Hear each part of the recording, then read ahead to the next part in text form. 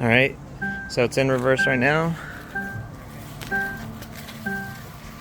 It's behind right here. Pretty much directly behind this tow hitch.